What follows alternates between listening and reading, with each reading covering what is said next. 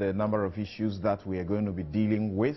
And some of you beginning already to ask questions why we are not dealing with SADA and suggesting whether we are afraid because of the letter that's been issued by SADA's lawyers. Let me say this here and now and categorically that that's not the reason. We don't feel injuncted by the letter from SADA's lawyers.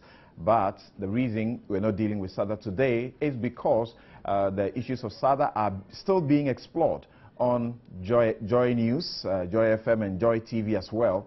We want to give time to allow the news team to finish all of it so that we'll gather here and put all the issues together and deal with them head on.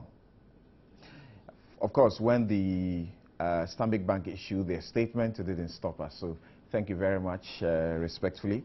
I hold the respectful opinion that the statements that are issued by the lawyers, they are pretty much ado about nothing, really. They are fair, but they speak to questions of, you know, facts, really, but very not that crucial and important issues to deal with as far as the program so far is concerned. Now, my guests are seated. Abdul Malik Kwekubaku Jr., who is the editor-in-chief of the New Crusading Guide newspaper. Dr. Yao Graham, he is with the Third World Network. Dr. Anthony Akoto Osei, he is a member of Parliament and former minister in the Finance and Economic Ministry. We also have Murtala Muhammad, is a Deputy Information and Media Relations Minister and an MP. Gentlemen, good morning and welcome to the show. You didn't say I was an MP. I did say that. I said it. I started by saying you are an MP. Right. Thank you very much. But I don't need to say that. Everybody knows that. Okay. Right. Well, so gentlemen, we start first with the issue of the fracas that occurred when there was a civil society forum that was supposed to look into the EPAs, whether or not it was good for Ghana and whether or not Ghana should sign it, and the matters that arose out of that meeting. Now, I'm going to read one newspaper, one online report about it to you. Now, this is headline, EU Rep, is it Mayton, hounded out of EPA forum. Just get a background. It says civil society groups on Thursday heckled the EU's representative in Ghana, Claude Mayton, when he attempted contributing to a discussion on the Economic Partnership Agreement at a state-organized forum. The heckling was led by Executive Director of the Third World Network, Dr. Yao Graham, who is a staunch anti-EPA crusader. The disgruntled civil society groups, an irate audience, said they didn't understand why Mr. Mayton should have been present at a national event of that nature since he represents the EU. Moderator of the forum, financial analyst Sidney Kesley-Hayford, repeatedly pleaded for calm and decorum, but to no avail. And this is what he had to say. He said, "This is not a rowdy forum. Hold on a second. Just hold your horses," unquote. He screamed in a frantic attempt to restore calm at the forum. The fracas prompted an intervention from Trade and Industry Minister Haruna Idrisu, who said, quote, "We are having a stakeholder forum.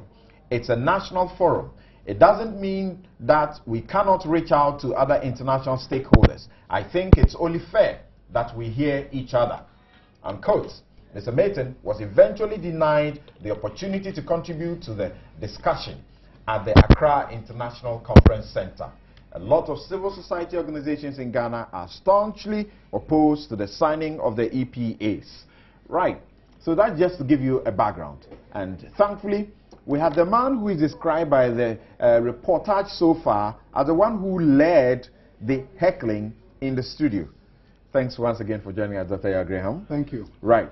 So the question is, what is the problem that civil society has against having a rep of the EU in such a discussion? You have views, you have alternative views and you don't want to tolerate others? Thank you very much for the chance.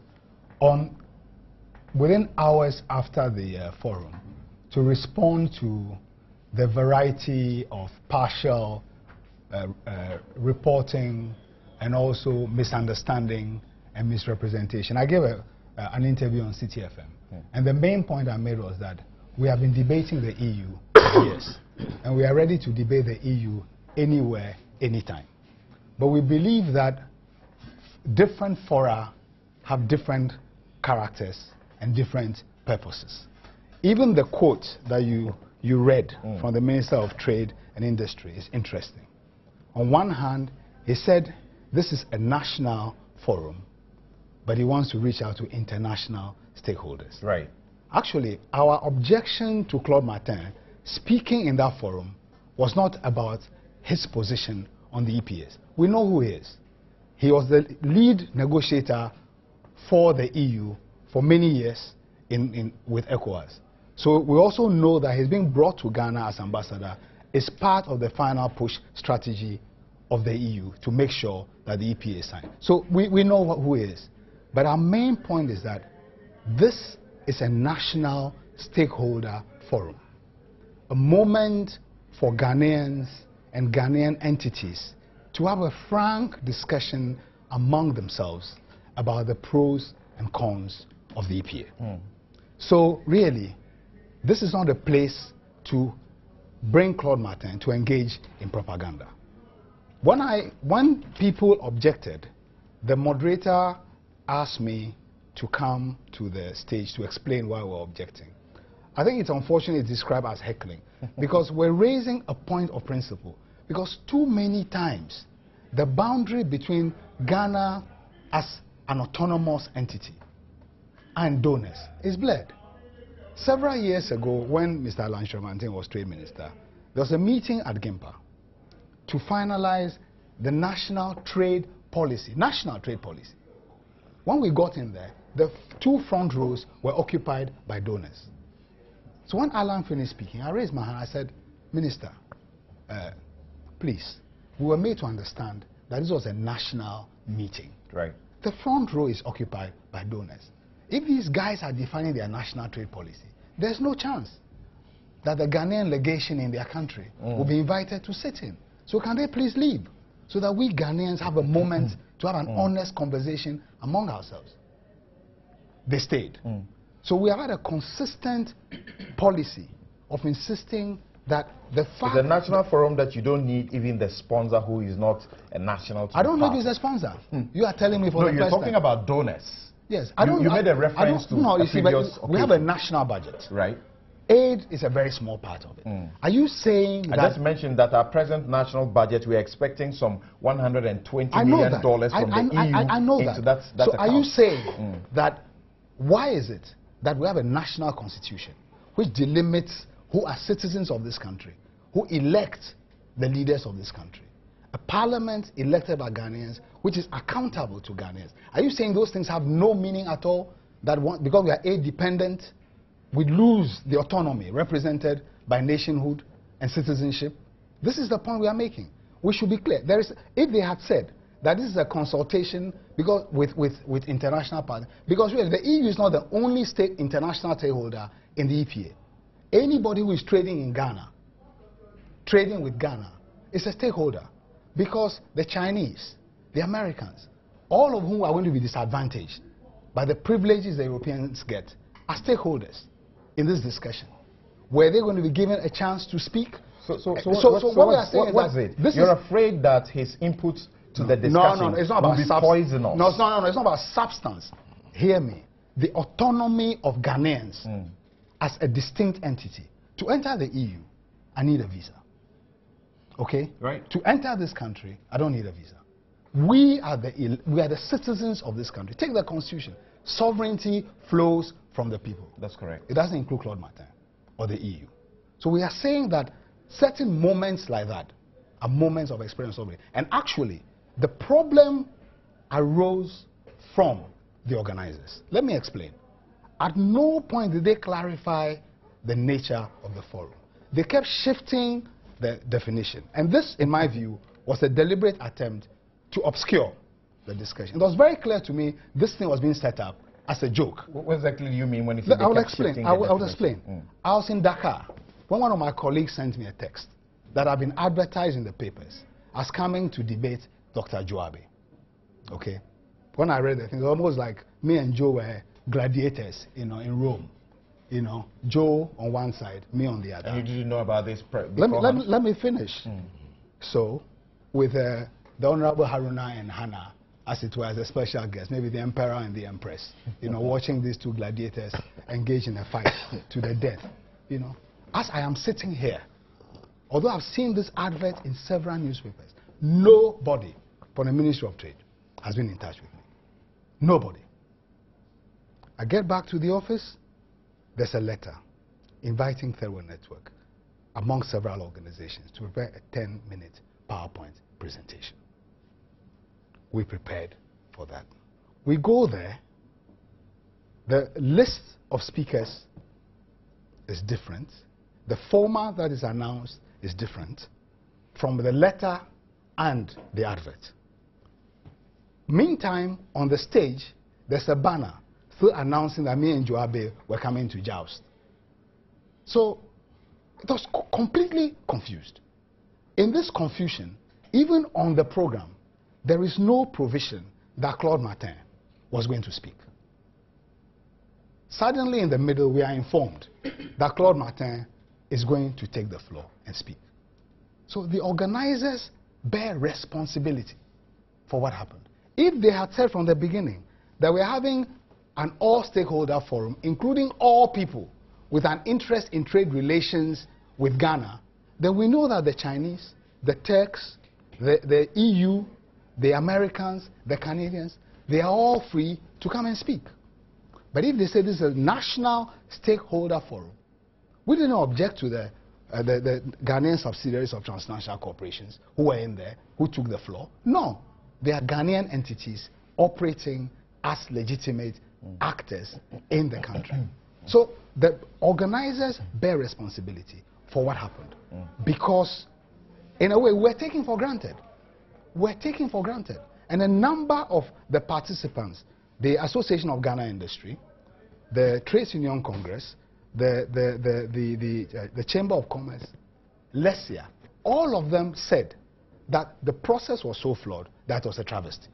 And I also, when I spoke, made the point that we hope that this very poor event only marks the beginning of a serious engagement. Okay. Just hold on briefly. I'll return to you to ask if you feel and you felt and still feel that your approach was the best.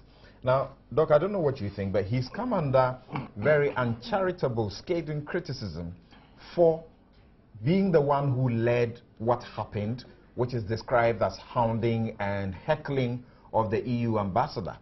I was not physically present. Right. I should have, but as I hear him, and I also saw the ad in the papers, Joe was described as the lead discussant, and he was supposed to respond. I think it appears to me that there's been some kind of miscommunication, and unfortunately, it will affect the nation in a sense. I think that the organizers, whoever they are, in this case, they're so setting about that it will affect the nation? Oh, clearly. I mean, diplomacy works in subtle ways. Claude, as he said, is not a small fry in the EU. How they'll take it, I don't know, but it has a way of affecting us. I think that the Minister of Trade, whose jurisdiction they organize the event, should find a way to sort of. Let me quickly apologize to our viewers and listeners. We understand that the sound quality at the present is not the best. Please bear with us. The technicians are making sure, the engineers are making sure that they sort that one out quickly. Thank you very much. If there's a forum for the Ghanaian nationals, it should be made clear. If there's a forum for everybody, it should also be made clear. But as he said, the way I read it in the paper, it was clear it was not for only Ghanaians. It looked like a fight between, a debate between Dr. Abe and my good friend here. So it implied that other people were coming along. But I think the Ministry of Trade should have made it very clear. I don't recall, we've had some meetings in the past where I think Dr. Abe also was a lead person, but it was for Ghanaians. And I think that my own guess is that this type of forum for only Ghanaians should have occurred first before you invite others, because I don't think too many people understand what is going on. It's limited to a few people, and perhaps there should have been an opportunity to say, look, if you're a Ghanaian, come listen to what is happening. Then when you finish, you engage stakeholders. There's nothing wrong in engaging. As you said, Claude has a position. Obviously, it's different from Third World Network. At some forum, he should be heard. People should make up their minds. But it's unfortunate. When I read it, I was saddened because it appears as if, as Ghanaians, we are not getting ourselves together. Okay. I mean, we'll deal with the other facets of it. But tell me, when you say with some certainty that it will affect us, I want to know. For example, the EU in the 2013 budget, did not advance to us some 64 million that was supposed to come to us for various reasons. And now they are supposed to also advance something we understand is sitting in their kitty to be given to us, about $120 million. Is that your fear that they won't give it to us because of this? Well, 120 million out of a budget of, say, 30-something, somewhere close to, I think GDP is about 40 billion. That is not very big. I mean, the bulk of our revenue is not coming from the outside, so we should know that. But we have a long relationship with the EU in terms of budget support and other areas. They build roads. In the situation we are in, government is struggling with revenue. So anything that doesn't come, I know the president was invited to Brussels to beg for the release of 64 million, and that is not good as a nation. But this is what we find ourselves in. Anything that affects our budget will affect Ghanaians, irrespective of what I think about EPA or not. So I think it's a practical matter I'm talking about. The previous non-disbursement was not because of this. It was related to us not meeting... Lack of some credibility no, with no. our way of... We had agreement on some targets under the MDBS. Right. We didn't achieve the... Exactly. So yeah. That is normal. Great. But my fear is that anytime somebody hands you any money, and anytime he perceives you as not being friendly, it is normal for them to squeeze you a bit. It may come, but it may come at a time where it's already affected you. Okay. So now, Muta, does it sound up to you as if, like Graham is saying, it's okay to surrender our sovereignty and our autonomy because someone is going to give us some handout? He thinks that it's not okay. Yes. Not okay, yeah. That's what you're saying. I get that clearly. Well, so listening to Dr. Akuto say, does it sound to you it's okay that we should allow such interventions? Well, let me first and foremost say that His Excellency the President was not invited to come and beg for money, and I don't think that is a fair comment to say that he was invited to the EU to beg for money. I really don't. But we always say our president go begging. If a serial caller calls on a radio station and say that, I wouldn't be worried. I see. Yes, but I'm extremely worried that. Okay, speak to the fact. But I think that that's no insult. I think it's just a part of the fact. Yeah, yeah. So you want me to say... It's a figure of speech. He was invited to request. We go begging every day, please. I'm saying that... Let's move on to the substantive matter. No, but I don't think that you are telling me this is not substantive. It's critical. That the president is going around begging? Please. I don't think that we shouldn't reduce... It's not the first time that is going to be used on any president. I'm saying that if a serial caller calls on a radio station and say that, I wouldn't be worried. I will say that. You can say that, but I don't expect Dr. Akuto to get to the substantive matter, please. The other is substantive. And this statement is substantive, is important. Okay. There's another very important point. Listening to Doctor, I think that I disagree with Dr. Bate in some of the issues.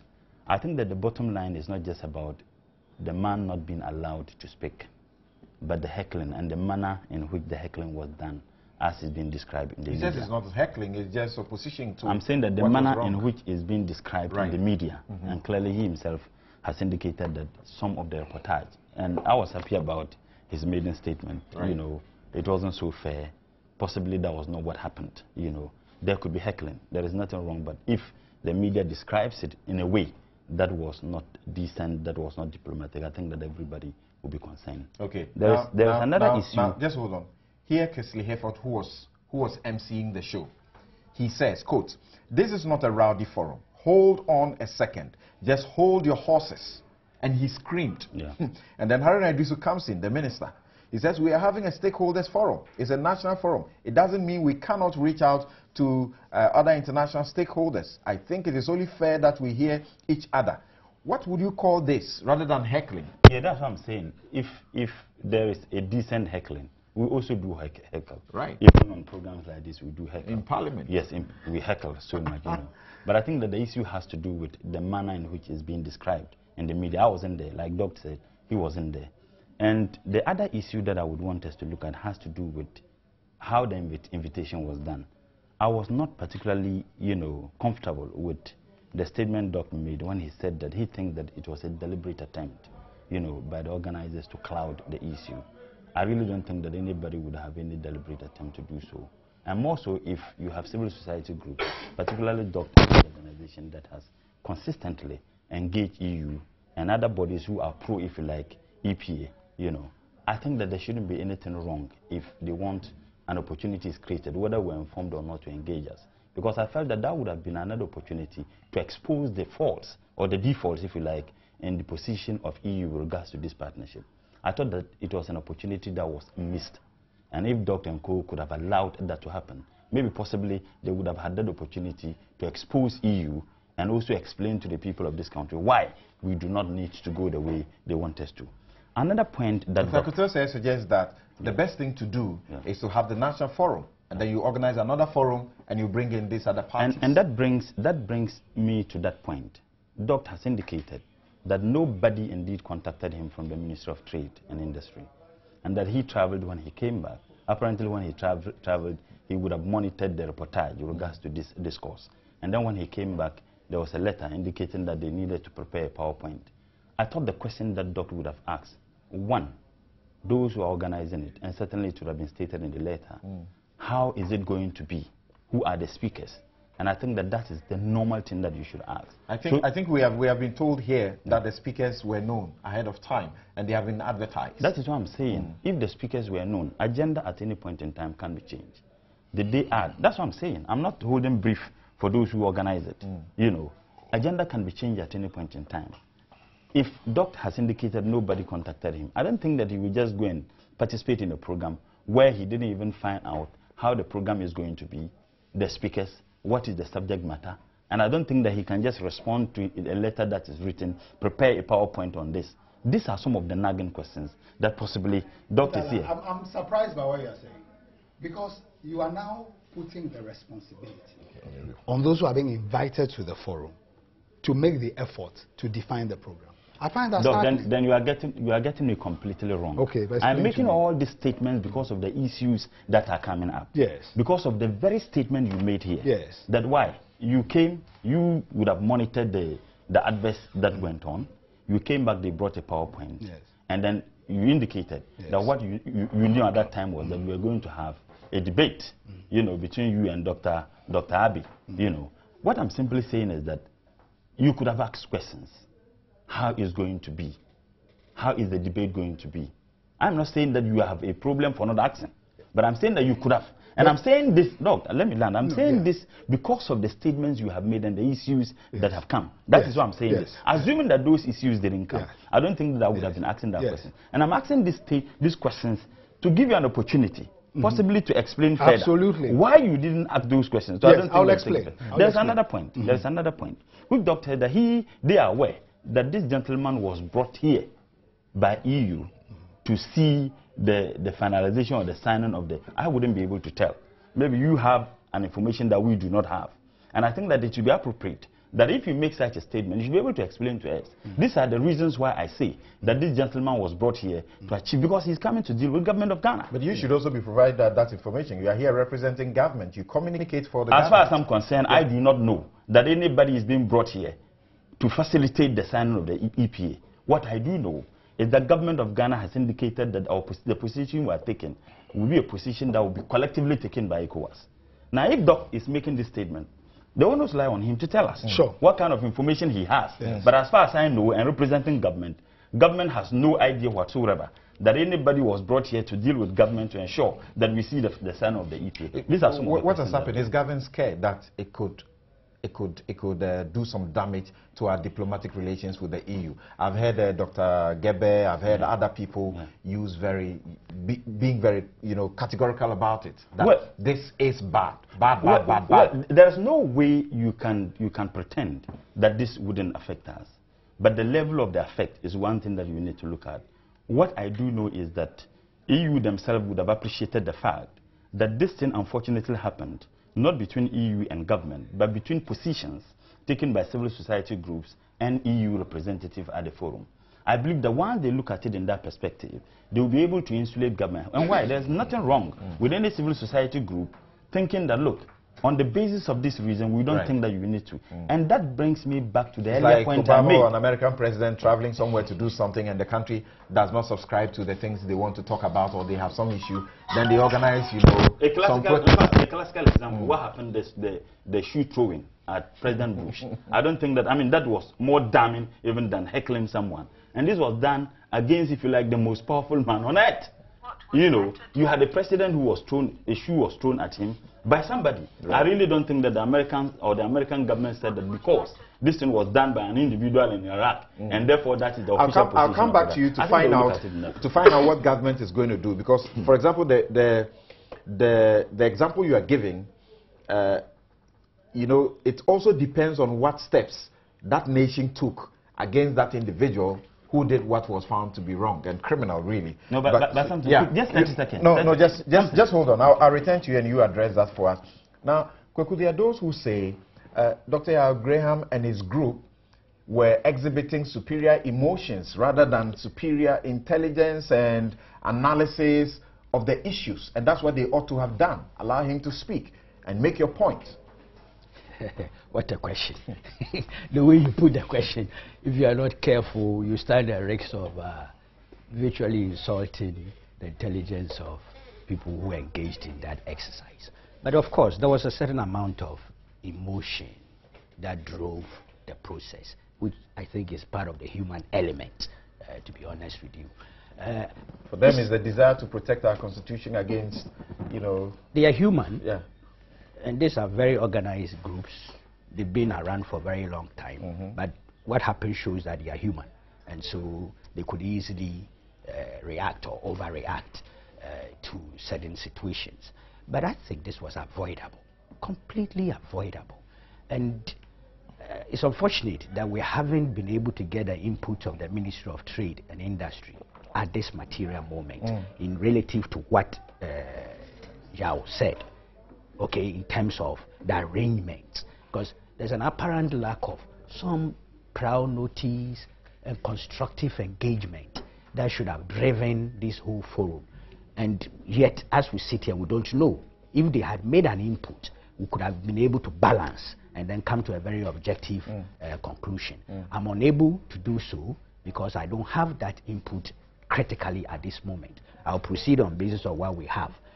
All the same, I think that the incident was avoidable, but I can understand the emotional perspective that came into the thing. Material, that very moment when it happened, because you see, Yao makes a point that it's not the substance, it's not what the gentleman was going to say that was a concern or worry to them, because I'm sure they are capable intellectually of countering what the gentleman was going to say. Perhaps they felt a bit out of place. My view really is I see that kind of forum, and it's not exactly where our sovereignty could be attacked. If you are looking at the preparations and processes that we must put together, building policy as to whether to sign or not to sign, this big forum for us are all important, because that informs government as to the real sentiments. And I can underestimate for a moment, if you look at the civil society groups that have stood up against this thing, you don't underestimate. TUC's in there, Association of Ghana and Chamber of Commerce, Christian Council. Yes, I was pleasantly surprised when I saw the list. I said, come on, you hold on. So you have to do constructive engagement to be able to win their hearts and minds to that policy. You recall last week I told you here that it's easy for those in opposition or those opposing to articulate prescriptions than those who are driving the policy. There's no doubt about it. It's always almost always like that. And we discovered also the paradox that rather than the state that is leading this whole thing and deciding to sign or not to sign, doing the necessary research, they haven't done that. The civil society organizations are the ones who have done all of this. Yes, that's why the state ought to engage them constructively. But you see, at the end of the day, the policymakers, based on what civil society gives to them, and if they are so minded to factor it in policy making, can, at policy levels, I'm not sure any representative of a foreign entity will be invited to participate at that level. And if I were to have information to the effect that that had happened, I would think there is some attack on our sovereignty, so to say. But at a forum of this nature, the point is the maybe lack of respect for stakeholders without giving them prior notice. And I'm assuming that what you have said here is the truth until it is countered by officialdom. Because if the stakeholders were not informed that, look, this gentleman will be there representing EU and so would make an input, then that was not too much respect to those you are engaging. Otherwise, it's not really a big deal, and I think that it could have been handled in a certain way. After them had seen that this was problematic, they still knew the organizers on the stage, in the forum. They still could have made some quiet contact with the organizers and to cure the mischief by quietly telling the gentleman that, look, in view of the sentiments being expressed here, and so and so and so, we are unable to allow you to take part. But it looks as if that lack of engagement was almost prevalent, because even before announcing that the gentleman should come on, there was no communication between the organizers and the civil society group. So they had to spontaneously react to that situation. To that extent, if I take Yao's view, and I'm doing this very cautiously, that there wasn't much information that came their way, then I think the failure came from the organizers, bottom line, in terms of this embarrassing situation that was avoidable. Right. But collateral consequences, I'm not too sure of the effect. These are non-state actors who engaged in a certain conduct that people are perceiving as having embarrassed all of us. I'm not too sure that at the highest level of diplomacy, they would have to give it too much weight to the extent of making it result in perhaps some reduction of aid or support. There may be some civil society groups in those countries who will be irritated by what has happened to their rep and who may engage in some pressure on their governments not to do certain things. But I'll be surprised if any serious government or member country of the EU will proceed on that basis of civil society pressure elsewhere there within their jurisdictions to take an action that would deal with more or less reduce their commitments to us. Look, those things are very subtle. Nobody's going to admit that I'm going this way. But when you are dealing with them, you can tell. Yeah, but that is why it is difficult for us to factor this into it. Because you see that when they hold disbursement, there are more critical triggers. Sure. Things that we haven't done, we have agreed to do, and we hadn't done, that trigger that kind of conduct where they don't then disburse. I think those are more substantive issues than this incident, which we can forget in a hurry. Right. We're just supposed to, briefly as it were, touch on this issue and particularly hear from him, his side, because of the manner in which their, approach has been described variously in the media and the attacks that they have had to come under. But do you find this particular forum a certain betrayal of sort? Because I'm thinking that it ought to have been organized even before we had been to, is it Abuja, to seek to sign it up. Where did we go? And the president, the Nigeria, we understand Nigeria's position, influence much why it wasn't signed eventually. Government was supposed to have organized this forum. It wasn't organized. So but for the opposition of Nigeria, would have signed it long ago. Yeah. Actually, your question connects to some of the response I wanted to make to Murtala's intervention, and in some ways also to Kweku's point about sovereign. You know, I think we are understating the importance of this thing about citizenship and the autonomy of the Ghanaian people. It takes many forms. I mean, I've lived in Britain for a very long time. When the Europeans, for example, were defining their raw materials initiative for a competitive Europe going into the whatever century, they didn't invite the timber exporters from Ghana. They should have. They don't take money from Africa to organize their elections. You know, I mean, if that's the reason, then let's invite the governor back. No, when you make our independence absolute. No. Are you saying that because we take aid, there should be no moment where Ghanaian citizens can meet without foreigners breathing over their necks? We don't just take aid. We take money to build toilets. No. Respond to my question. Are you saying there should be no moment where, so Parliament then they how degrading is it that we take money to build toilets? As a Ghanaian citizen, and we claim we have independence and autonomy to protect my whole adult life, starting when me and Kweku were growing up in North Labone, I have taken a stance on equality, a stance on independence, and a stance on anti-imperialism, and also building strong citizenship culture in this country. For me, this moment represents an amalgamation of all these issues. So that if, because we are so aid dependent, that we think that Claude Martin and others actually should be sitting in the back row or in a one-way mirror in Parliament and instructing Parliament what to do, then we are in trouble, because effectively that's where your thing leads. What do you say to your critics who say that you ought to be interested in exercising an independent mind, superior argument? Oh, I've done that my whole life.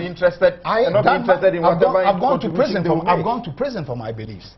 You know. So as for independence, we can debate Claude Martin anytime, anywhere. All we are saying, this forum should be one moment where we have a national discussion, because the reason this problem arose has to do, Murtala, you made a point that I could have made inquiries. You know, the whole time that this forum was being planned, every day in the papers, we're being informed by the minister or several ministers that the government was going to go ahead, okay, with signing the EPA. This was very clear. As for it being a collective, yes, it was very clear. As for it being a collective, how clear was it though? No, go and take the newspaper. No, I'm just asking. Very clear. It's not about taking. It was very, very clear. How clear? We'll watch the body language of Cote d'Ivoire and follow it. Well, the body language of Cote d'Ivoire is that they want the EPA to be signed. Okay, we'll not follow the body language of Nigeria. Who are the? But look, Murtala, I allowed you to land, so let me land. Now, so if you hear this, and then you get this shabby process, which is a travesty of consultation. Haruna himself said that they will do a cost-benefit analysis and make that available for discussion. That's not been made available. Various studies have been done in the past. At least those could be updated and made available to us. In the meeting, several people, Lesia, Association of Ghana Industry, the Economic Justice Network, the Chamber of Commerce, the TUC, were unanimous that the text should be made available for people to see. This cost-benefit analysis should be done. Okay. And that this event should be the beginning. Right. But we think it is quite important. If Claude Martin wants to have a debate, we are ready for him anytime. Right. But we insist that because we take aid from the EU, that cannot determine our freedom of association and our freedom to speak. Because it's not about sovereignty. Let's leave the... is it Claude Martin? Yes. That's the name. Yes. Yeah, let's leave him out for a while. I'm just wanting you to interrogate a certain scenario. Yes. You're going to host such a forum, a national forum, purely Ghanaian, made up of only citizens. And entities. Civil Ghanaian civil society groups. And business. Could we still do that without having an idea of what that whole EU position on that matter is? Could we not have an input, even if it wasn't coming from a EU rep, what the EU stands for and how they are articulating it? Is that not an important ingredient for interrogation. No, it's not. It's not. Let me explain. Let me explain. Why not? Let me explain. Let me explain. Yeah. There's a text on the table. Right. Yeah. It is the implications of the text which is in dispute. Right. There's an agreement that has been and no. Let me has resulted in a controversy. But there's a text and we on have the table. divided position I right think here. our politicians are the. I told Haruna. Let me go back to what happened. Because so Sydney invited me. That DeGray, can you come to the mic and explain why you people are objecting to Claude Martin speaking? That never came to pass because the minister interposed and said, "You are embarrassing us." I said, "No, we are not embarrassing you because we're told there was a national forum." So he and I had a little discussion there. In the meantime, Claude Martin was studying. So at the end of that, the man left. So I never got the chance to explain. But just to quickly to your point, there's a text there, and I told Haruna that if somebody should explain to us, it's our elected representatives. Because in that whole exercise, is the government, according to their own proposal, of offering a cost-benefit analysis. The EU does not owe us a duty of care. They are seeking the interests of Europe and its citizens. It is our political leaders who owe us a duty of care, who should offer us the information and the explanation, so that we weigh that against what the Europeans are saying. The question is, there was no other way you could have made your input, your opposition, than the manner in which you did it? The man was there to speak. At that moment, we had to object.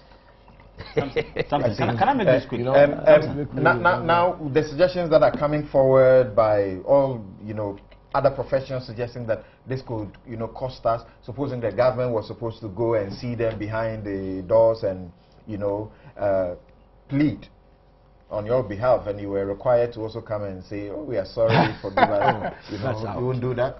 I think actually it would be a sad day if that came. In the interest of securing us the money that we need to build our toilets. If the EU withholds aid because Ghanaians exercise their freedom of expression, right, it will just be an instance of hypocrisy. I see. Because these same people working in their own countries, somebody will throw an egg at them when they are campaigning. They will wipe it off and continue to campaign. I think that we need to look at the issue of citizenship not in absolucy. I ask a simple question, assuming it was somebody from Nigeria or Ivory Coast, I really don't think that that reaction would have been same. I really don't think so.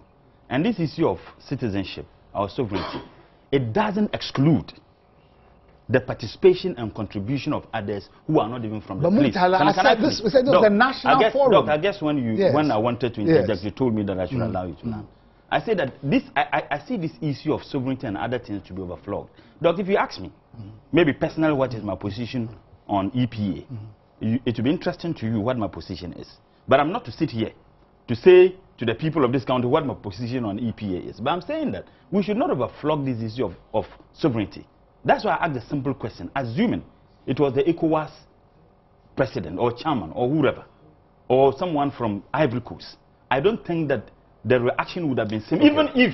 Even if that country position was to support the signing of EPA.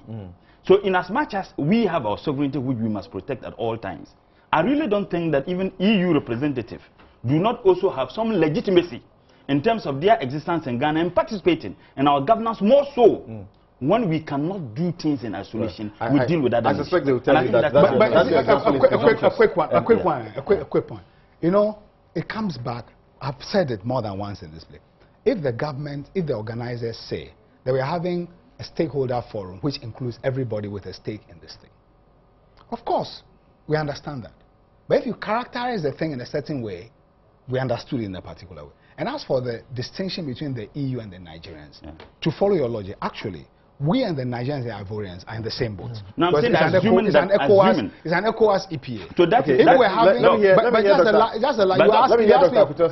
asked me a question about... That brings back the question that you have made a statement here. But what is this an absolute? This is a relative. No, I'm saying that you said government has indicated they will sign. Government has never indicated they will sign. And now your conclusion is that the gestures. I don't think that we can make conclusions. You should have been in that forum. You should have been in that forum to hear surrendered its position to the EU. To the we haven't surrendered. We have agreed. We don't surrender. We have agreed. No, we haven't surrendered. We have agreed to take the position collectively. But we have to make an input. Mutala. Yes, we do make in that forum, the only people Hannah Tete invited to show the impact of the EPA on them were exporters. And they all queued to say what a terrible day it will be if the EPA... No, but you were also invited to present the other side. I'm talking about business people. You think that was prejudicial? No, but it doesn't matter. No. That's why you were there. Business people. Because there were business people there, because who could have been invited individually to talk about the impact on their enterprises?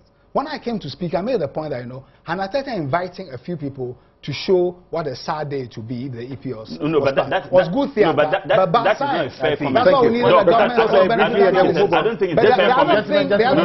Hold on, gentlemen. I don't think it's a fair comment. Hannah Tete is not here. I don't think it's a fair comment. But the thing was broadcast. It was broadcast. I'm not saying hold on. To conclude that was the reason why. You said she brought them there. No, I said she invited them to do that. How do you know? No, she didn't invite them. I said she invited them to speak. Thank you. Yes. Right. So that to see how sad it will be. Yes. How do you know? What was the intervention you wanted to make briefly? That's what you think. Gentlemen, briefly. What all we are saying is that we've lost an opportunity as a nation to debate this among ourselves before, and we've lost time. So isn't that an opportunity to restart the process? So that at least more Ghanaians, this has been going on for a while. But Dr. Graham is suggesting to you that this is actually useless because I'm not saying that. I'm not saying that. You have said that in the forum, so what's the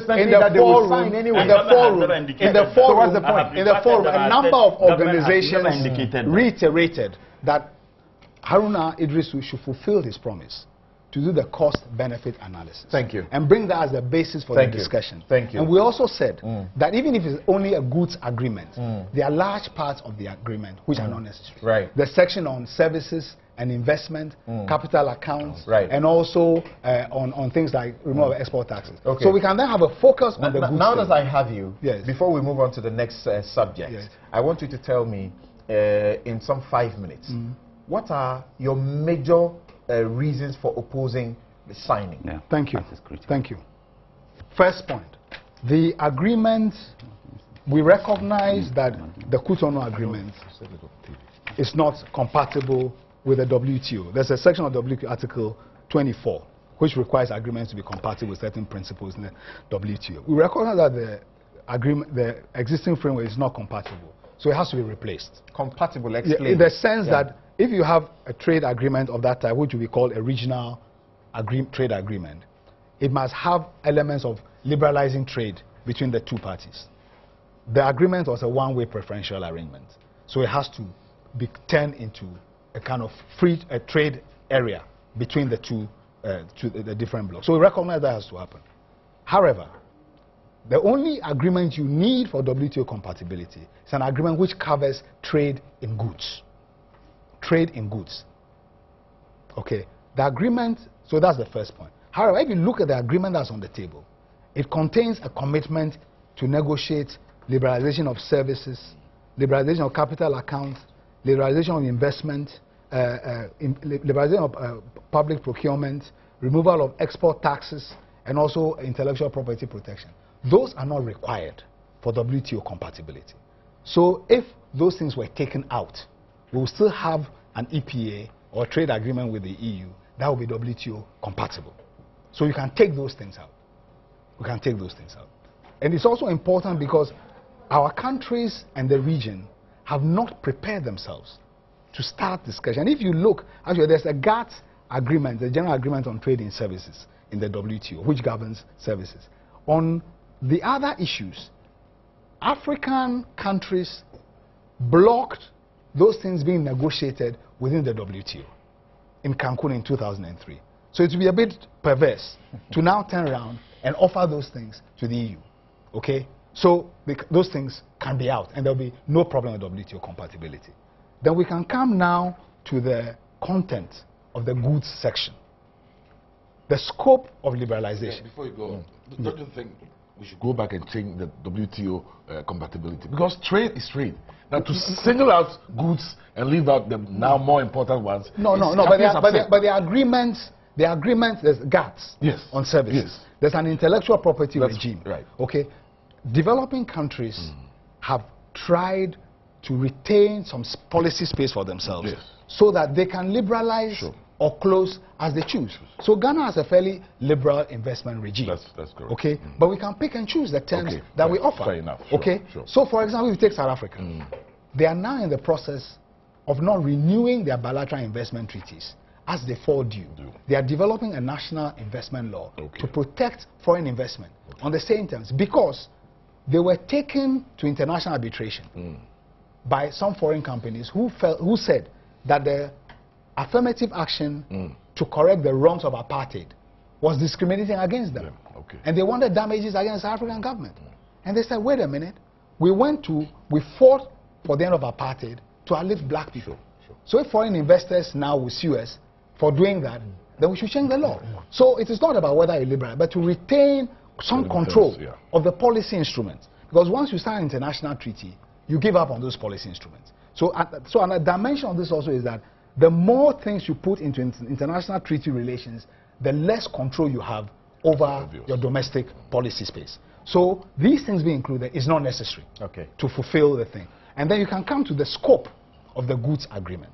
There are a number of things in there, which is what has received the media attention about the impact on different sectors.